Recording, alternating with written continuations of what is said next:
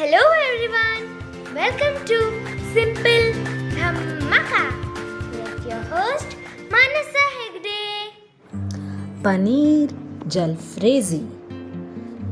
ಇವತ್ತು ನಾವು ನಮ್ಮ ಚಾನಲಲ್ಲಿ ಪನೀರ್ ಜಲ್ಫ್ರೇಜಿ ಹೇಗೆ ಮಾಡೋದು ಅಂತ ತಿಳ್ಕೊಳ್ಳೋಣ.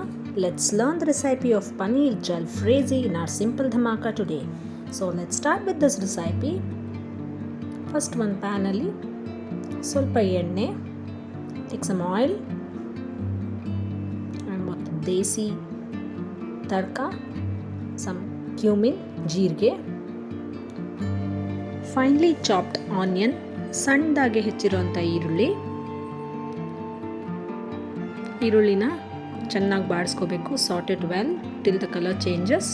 Once it changes its colour, add one big chop tomato, ಒಂದು ದೊಡ್ಡ tomato ಹೆಚ್ಚಿರೋದು.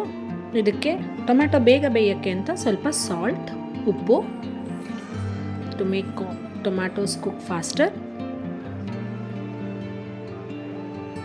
Now our tomatoes are cooked. I am adding the masalas, turmeric powder, arshna pudi,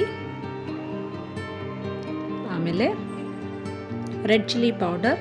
ಖಾರಕ್ಕೆ ನಿಮಗೆ ಎಷ್ಟು ಬೇಕೋ ಅಷ್ಟು ನೋಡಿಕೊಂಡು ಕೆಂಪು ಮೆಣಸಿನ ಪುಡಿ ಹಾಕೋಬೋದು. ಕೊರಿಯಾಂಡರ್ ಪೌಡರ್ ಅಥವಾ ಧನಿಯಾ ಪುಡಿ ಅಂತ ನಾವೇನು ಹೇಳ್ತೀವಿ ಅದು. ಮಸಾಲೆಗಳನ್ನೆಲ್ಲ ಚೆನ್ನಾಗಿ ಮಿಕ್ಸ್ ಮಾಡಿಕೊಂಡು ಒಂದೊಂದೇ ತರಕಾರಿ ಹಾಕ್ಕೊಳ್ಳೋಣ. ತರಕಾರಿ ಈ ಥರ ಉದ್ದುದ್ದಾಗಿ ಹೆಚ್ಕೊಂಡ್ರೆ ಚೆನ್ನಾಗಿರುತ್ತೆ. ಇಲ್ಲಿ ನಾನು ಕ್ಯಾರೆಟ್ ಆ್ಯಂಡ್ ಕ್ಯಾಪ್ಸಿಕಮ್ ತೊಗೊಂಡಿದ್ದೀನಿ. ಡೊಣ್ಮೆಣಸು ಅಂತ ಏನು ಹೇಳ್ತೀವಿ ಅದು. ಈ ಥರ ಉದ್ದುದ್ದಕ್ಕೆ ಹೆಚ್ಕೊಂಡ್ರೆ ಚೆನ್ನಾಗಿರುತ್ತೆ. ಶುಂಠಿ ಬೆಳ್ಳುಳ್ಳಿ paste,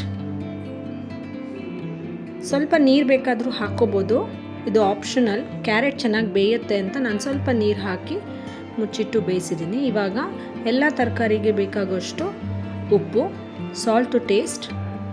We had added a little initially, do remember that. Now I am covering and cooking so that the carrot just gets half boiled. Carrot ಒಂದು ಅರ್ಧ ಬಾಯ್ಲ್ ಆಗಬೇಕು, ಅರ್ಧ ಬೆಂದಿರಬೇಕು, ಪೂರ್ತಿ ಬೆಂದು ಸಾಫ್ಟ್ ಆಗಬಾರ್ದು. ಈಗ ಪನ್ನೀರ್ನು ಈ ರೀತಿ ಉದ್ದುದ್ದಕ್ಕೆ ಹೆಚ್ಕೊಂಡಿದ್ದೀನಿ, ಅದನ್ನು ಹಾಕ್ತೀನಿ. Just chop this paneer also in this long slices, adding it to this, mixing it well, cooking it for another 2 to 3 minutes. ಇನ್ನೊಂದು 2 to 3 ನಿಮಿಷ ಇದನ್ನು ಕುಕ್ ಮಾಡ್ತೀನಿ. ಪನ್ನೀರ್ ತುಂಬ ಸಾಫ್ಟ್ ಆಗಬಾರ್ದು, ಜಸ್ಟ್ ಒಂದು 2 ನಿಮಿಷ ಲೋ ಫ್ಲೇಮಲ್ಲಿ ಕುಕ್ ಮಾಡಿದ್ರೆ ಸಾಕು. ನಮ್ಮ ಪನ್ನೀರ್ ಜಲ್ಫ್ರೇಜಿ ರೆಡಿಯಾಗಿದೆ. ಈ ಪನ್ನೀರ್ ಜಲ್ಫ್ರೇಜಿ ಅನ್ನೋದು ಸೆಮಿ ಡ್ರೈ ಕರಿ, ಇಂಡಿಯನ್ ಕಾಟೇಜ್ ಚೀಸ್ ಅಂತ ನಾವೇನು ಹೇಳ್ತೀವಿ ಈ ಪನ್ನೀರ್ದು.